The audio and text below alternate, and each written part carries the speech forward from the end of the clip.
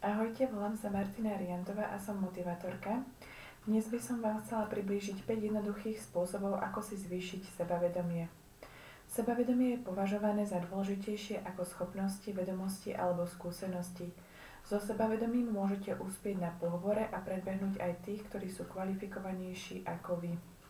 Sebavedomie je tiež absolútne nevyhnutné pri plnení si snov. Sebavedomie ovplyvňuje vzťahy s druhými ľuďmi a ovplyvňuje tiež kariéru, ktorú si vyberiete. Sebavedomie ovplyvňuje spôsob, akým komunikujete a ovplyvňuje tiež to, koľko peňazí zarábate.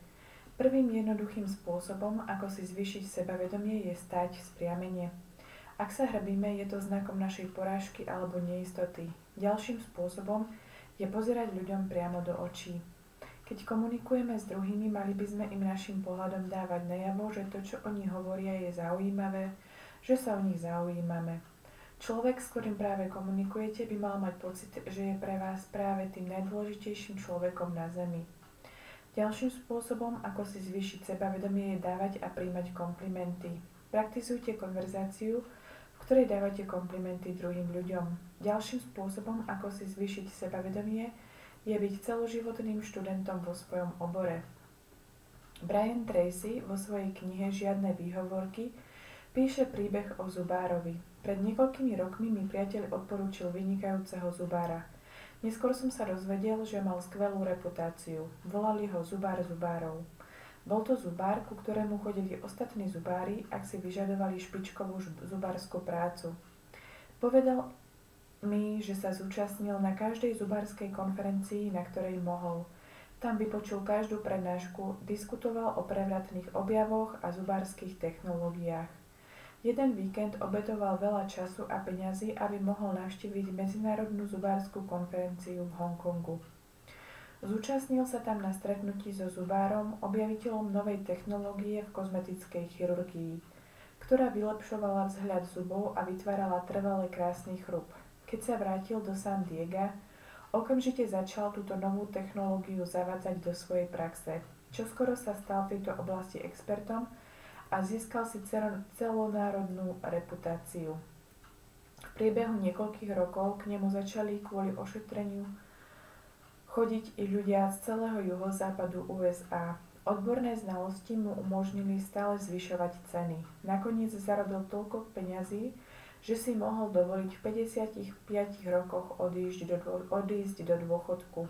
Navyše ako finančne nezávislý človek, ktorý trávi čas so svojou rodinou, cestuje a plní si sny. Pointou tohto príbehu je, že neustále hľadanie rád a nápadov u expertov v branži doviedlo tohto zubára k novej technológii, ktorá mu pomohla stať sa lídrom vo svojej oblasti a ušetrila mu desiatky rokov tvrdej práce pre dosiahnutie rovnakej úrovne finančného úspechu. To sa môže prihodiť aj vám, ale iba, ak sa stanete celoživotným študentom vo svojom remesle. Posledným spôsobom, ako si zvýšiť sebavedomie, je čítať príbehy o ľuďoch, ktorí sa nikdy nevzdávajú a vždy dosiahli úspech. O ľuďoch, ako bola Helena Kellerová, Mahatma Gandhi alebo matka Teresa. My sa teraz pozrieme na jeden takýto inšpiratívny príbeh. V 22 rokoch zlyhal v biznise, o rok neskôr sa uchádzal do zákonodárneho zboru a bol neúspešný. Ako 24-ročný zažil druhé zlyhanie v biznise. Ako 26-ročný stratil ženu, ktorú miloval, zomrela.